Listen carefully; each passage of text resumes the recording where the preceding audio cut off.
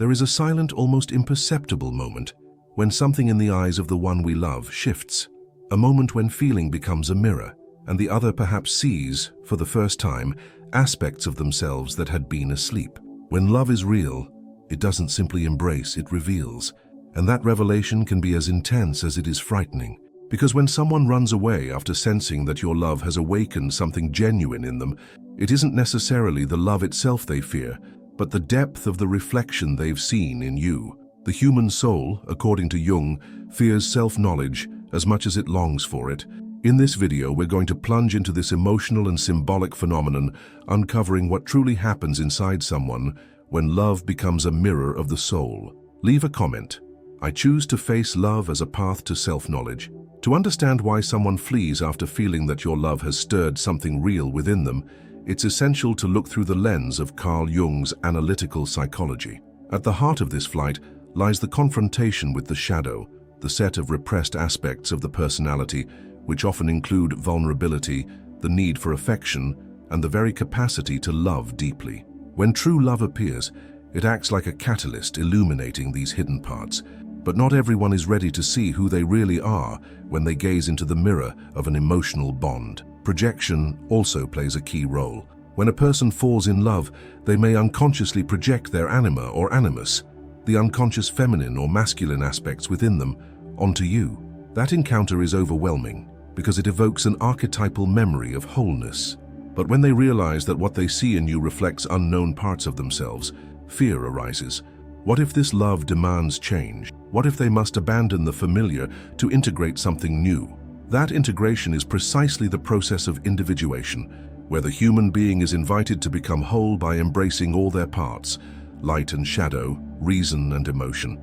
But individuation is a difficult journey, involving losses, ruptures, and a constant feeling of disorientation.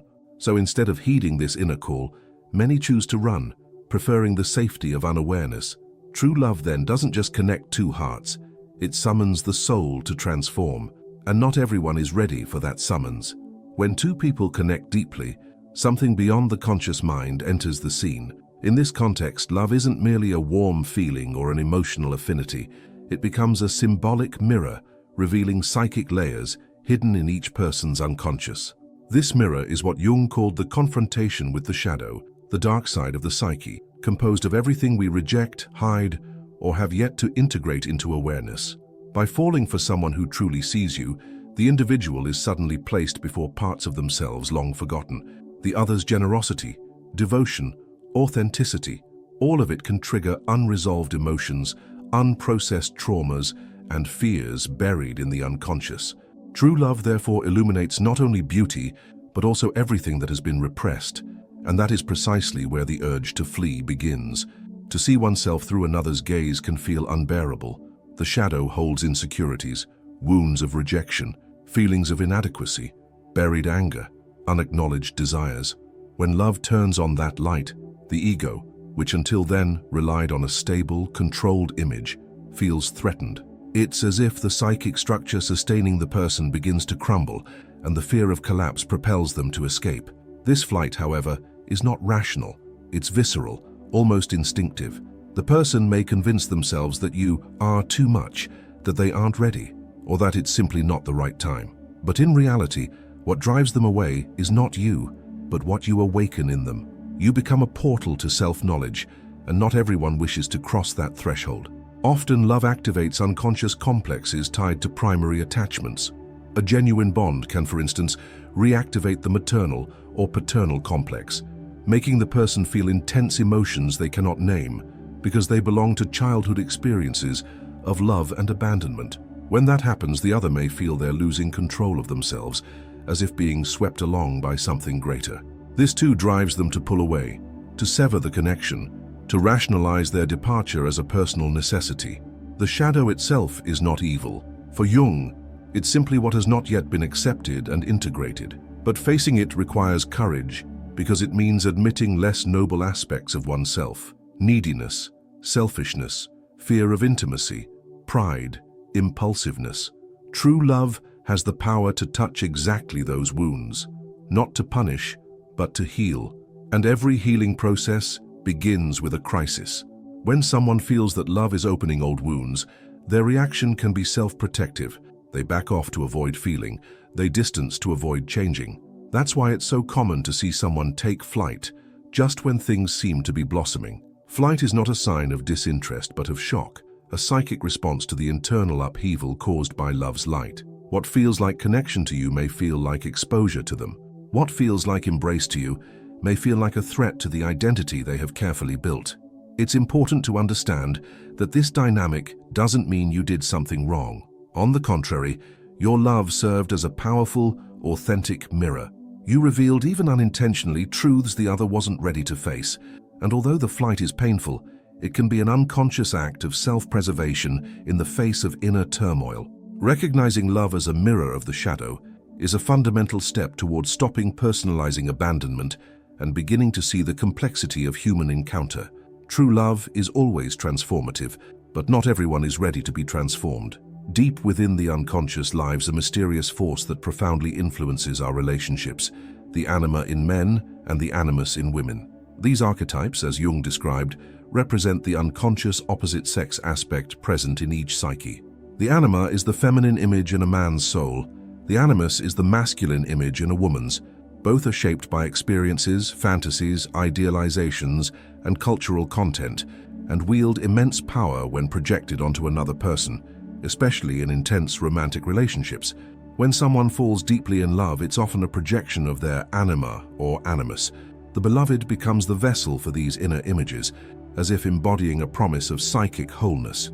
That explains why many relationships begin with overwhelming force, accompanied by a sense of destiny, magical connection, or soul recognition. In reality, what's being recognized is a part of oneself that the other unknowingly mirrors. This projection, by definition, is unconscious, and when it begins to dissolve, when the reality of the other shows itself differently than the idealized image, discomfort, frustration, and often flight ensue. The person senses that something has broken without realizing it's the fantasy, not the connection, that has shattered. The end of projection marks the end of illusion and the start of the possibility for a real relationship, but this requires emotional maturity. Seeing the other as they truly are, with imperfections, fears, and their own desires, is to accept that what you love is not an internal ideal, but a complex, autonomous human being. Flight at this stage may spring from disappointment at the end of enchantment, but more deeply, it arises from the internal collapse of the archetypal projection. Upon realizing that the other mirrors their own soul, what they love is within themselves, not just outside, the person is called to integrate. Yet this call is often refused.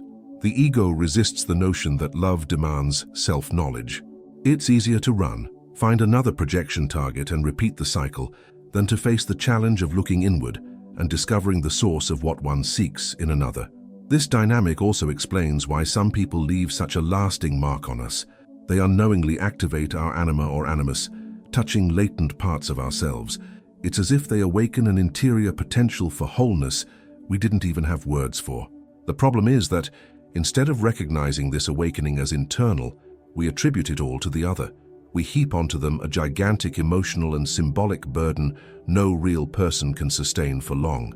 Jung said that the individual's task is to withdraw projections and integrate them. In the romantic context, this means understanding that what the other awakens in us belongs to our own soul, not to the partner's external identity. When projections are withdrawn, love ceases to be enchantment and becomes a true bond built on mutual respect, authenticity, and shared growth. But to get there, one must be willing to see the other as they are, and oneself honestly. Those who flee after feeling that love has awakened something real in them are often reacting to the collapse of that archetypal projection. They don't run from you. They run from the symbolic demand to face themselves. Because true love is far more than falling in love. It's recognizing that the other is a mirror revealing the deepest parts of us. And not everyone is ready to look into that mirror without panicking. Few things shake the psyche as deeply as a love encounter that touches the soul. This kind of experience not only stirs profound feelings, but also summons the individual to change. Subtly and silently, true love calls the other to inner transformation. And here the central concept of Jung's analytical psychology comes into play, the process of individuation. Individuation is the path by which one seeks to become whole, integrating opposites within, light and shadow, reason and emotion, masculine and feminine. This process is neither linear nor comfortable. It demands ruptures, confrontations, conscious choices, and above all, the letting go of old masks. When a romantic relationship awakens something authentic in the other, it doesn't just offer affection, it actually initiates the process of individuation. The great question is that not everyone is prepared for this journey. When love runs deep, it requires that the person rediscover themselves. That rediscovery, however, implies leaving behind old patterns, childish idealizations, rigid emotional defenses, and an identity built on the fear of vulnerability. Flight in this context is an unconscious attempt to preserve the ego as it is. It's as if love threatens to destroy the known self to make way for a more authentic one, and that is unbearable to many. At that moment, an internal tension arises. On one side, the soul feels called to grow, deepen, integrate. On the other, the ego clings to stability, predictability, safety. This conflict generates anguish. The person senses something significant is happening but cannot name it. They feel that love is real yet terrifying, and lacking the inner resources to handle this psychic movement, they recoil, they run, they silence themselves, they disappear. That flight, however, doesn't end the process. It only postpones it. What has been awakened cannot be erased by distance. The unconscious will continue to work, even if silently, urging the integration that has begun. Often those who flee this kind of love find themselves years later, through dreams, psychosomatic illnesses, existential crises, or new relationships that repeat the same pattern, coming back to themselves. Because the call to individuation never truly disappears, it merely waits for the individual to be ready. That is why understanding that you have been someone's catalyst for transformation is profound, though painful. When your love awakens something real in someone and they flee, you haven't failed. On the contrary, you fulfilled a powerful symbolic function. You were the portal, the mirror, the trigger for the other's inner growth process. And even if they didn't stay, the seed has been planted. The process has already begun. Love that sparks transformation is rare. It demands courage, surrender, and awareness.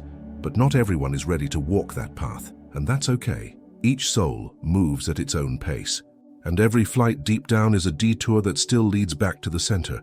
Some loves do not come merely to keep us company. They come as messengers of something greater, as signs sent by the soul itself to remind us of who we are and who we can become. These encounters are rare, intense, and often disconcerting. When Jung spoke of individuation, he acknowledged that the drive toward wholeness doesn't emerge solely from within. It is sometimes activated by a deeply symbolic, external event. Few events hold such power as a love that awakens something real.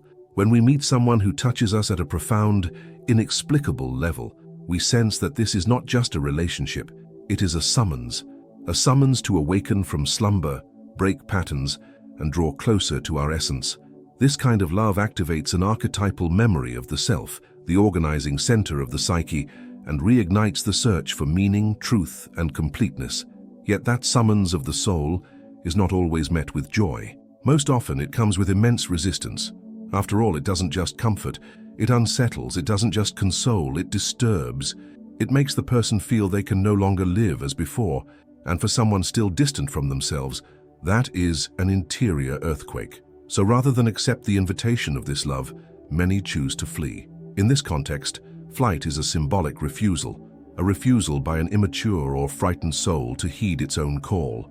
It's as if the psyche says, "I'm just not ready for this." And that's okay, the journey of the soul is long, and every individual has their own timing for awakening.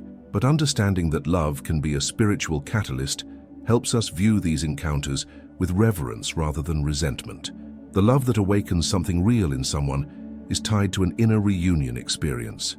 When two souls recognize each other, they are not merely reacting to physical attraction or emotional affinity, they are responding to a deeper call that springs from the symbolic layers of existence. In this sense, the other becomes a temporary guide, a living mirror of what has yet to be integrated, but already pulses in the unconscious as a possibility for transformation. These encounters are marked by synchronicities, inexplicable déjà vus, a sense of destiny that transcends logic. They are often meetings with a soulmate, not in the romanticized sense, but in Jung's sense of an archetypal partner who awakens the need for growth. What this kind of love offers is more than companionship. It is an expansion of consciousness. But with that expansion come fear, doubt, confrontation with one's own vulnerability. Indeed, by feeling something genuine, the individual is forced to face the emptiness they carried before. They realize they have been merely surviving, not truly living, that their past relationships were often defense mechanisms rather than authentic experiences of surrender. And that realization hurts because it demands change, and change is like a small death. At this point, the soul has been touched, and even if the body withdraws, even if the rational mind justifies the flight, the experience has registered. The call will not be forgotten. What has been felt will not be denied forever. Sooner or later, the soul will seek that same feeling of truth again, and perhaps then it will be ready to live it fully. Understanding love as a call of the soul changes everything. It changes how we perceive endings, silences, absences. It transforms the pain of rejection into acceptance of the other's timing, because we recognize that every encounter has a purpose, and that even if it doesn't end in happily ever after, it can mark the beginning of a journey of healing, awakening, and inner reconnection. Some loves are not merely encounters, but mirrors. They do not arrive to fill us, but to reveal us. When someone flees after feeling that something real has been awakened within them, they are not necessarily rejecting you. They are trying to escape their own reflection. This kind of love touches the shadow, breaks projections, initiates individuation, and resonates as a direct summons of the soul. And while that summons is transformative, it is often feared, because truly loving demands more than desire. It demands the courage to see oneself deeply and embrace the change the relationship proposes. Viewing these dynamics through a Jungian lens allows us to reframe the pain of loss, acknowledging the symbolic role each love plays in our journey. Even when the other runs away, something in us awakens, and that awakening is the real gift. If this content moved you in any way, subscribe to the channel for more deep reflections on the soul, love, and self-knowledge. And don't leave without watching the video on the screen. It might be exactly what your soul is asking for right now. Transformation begins by looking within, and that look, you've already begun.